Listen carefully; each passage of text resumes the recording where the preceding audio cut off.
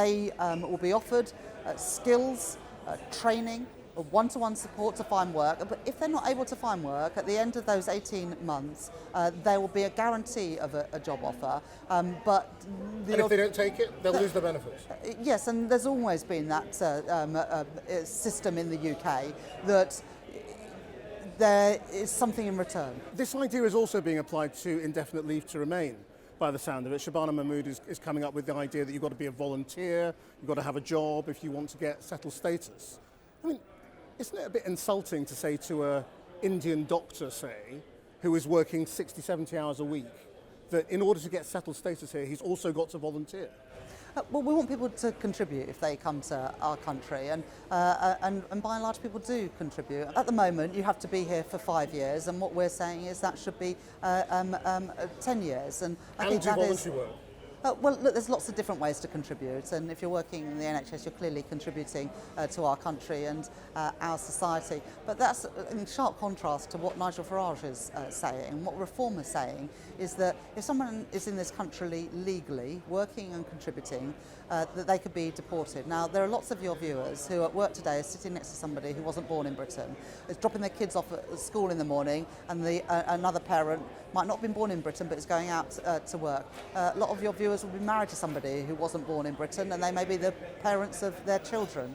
And those people have got every right to be in this country, and the idea that they would be deported just because they weren't born here, I believe that policy is racist. I believe that policy is wrong. What kinds of people come up with racist policies, well, look, if they're not racist? Nigel Farage will have to answer for himself as I have to answer for myself, but I've always tried to focus on the policies rather than bring it down to personalities. Do you worry that lots of Reform supporters now are worried that you are calling them, if not you, but other people here are calling them racist? No, I don't think people who vote for Reform are racist. A lot of people want change, but this Labour government are changing things. We've increased the national living wage and the national minimum wage so that work pays. There's been 5 cuts in interest rates to take money off of people's mortgages. We're rolling out breakfast clubs and free school meals. We've cut NHS waiting lists by 200,000. We're helping people get on the housing But people aren't ladder. feeling it is the trouble, isn't it? I mean, and you've got the budget coming up, and obviously you're not going to tell us what's in it, but as a principle, last time around, you said, I'm not going to come back for more big tax rises. This is a one-off. We've fixed it now. And clearly you hadn't, and you're going to have to come back for more. Well, what we did last year was fix the mess that we had inherited, and we inherited a massive hole in the public finances and also public services on their knees. And so we did what was necessary, but I think all of your viewers will acknowledge that the world has been incredibly volatile this last year, and I'm Chancellor in the world as it is, not as the world as I would wish it to be. I mean, you did say the world had changed, but then you didn't change your own framework. No, and that was the right approach, because already as a government, 1 in 10 pounds of what we spend is on servicing government debt. There is nothing progressive, nothing patriotic about spending money, paying back debts wrapped up by the previous Conservative government.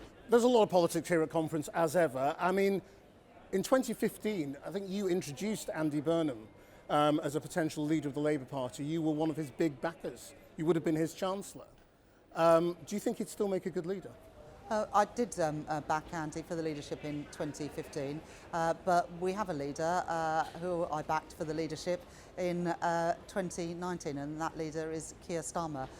He was elected last year to turn our country around after 14 years of the Conservatives. Andy was elected to serve the people of Greater Manchester, and I want people to get on doing the job they're doing. He said there was a climate of fear in this party. I mean, is there a climate of fear?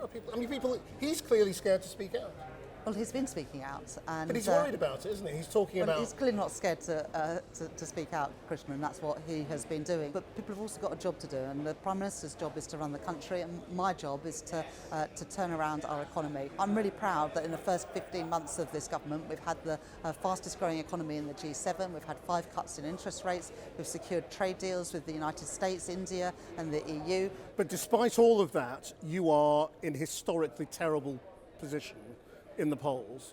The public are not happy with this government. How much personal responsibility do you take for the position of the government in the opinion polls right now? Well, of course, Keir and me take responsibility for what is happening in our country today. But we were elected to get on and do a job in very difficult circumstances. The global environment is a challenging one. Growth was not strong enough in the last Parliament. Living standards were on their knees, and so were public services. So there's a big job to be done. People voted Labour because they wanted change. We are turning things around. Is there more to do? Absolutely. Rachel Reeves, thank you very much. Thank you.